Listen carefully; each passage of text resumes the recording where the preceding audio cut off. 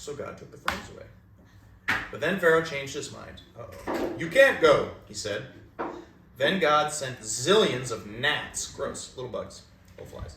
But still Pharaoh said no. So then God sent swarms of flies buzzing in your eyes, flies.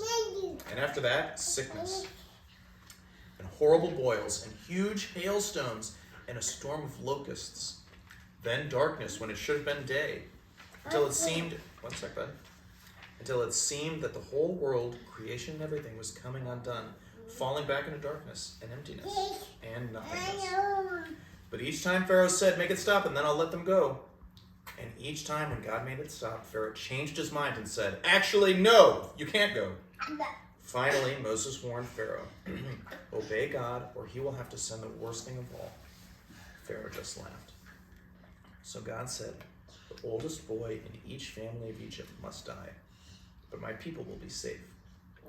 God told his people to take their best lamb, to kill it, and to put some of its blood on their front doors. When God passes over your house, Moses explained, God will see the blood and know that the lamb died instead of you. That night, it was just as God had said. Suddenly, piercing the darkness, echoing down the corridors of the palace, came a blood-curdling scream. Pharaoh's oldest son had died. At last, Pharaoh did what God said. Get out, Pharaoh shouted. Just go. And so that very night, Moses and God's people were fled out of Egypt and out of slavery. They were free at last. God's people would always remember this great rescue. Those are the Israelites, God's people. God's people would always remember. Fires. Oh, because it's nighttime, so they can see. God's people would always remember this great rescue and call it Passover. Can you say Passover? Passover.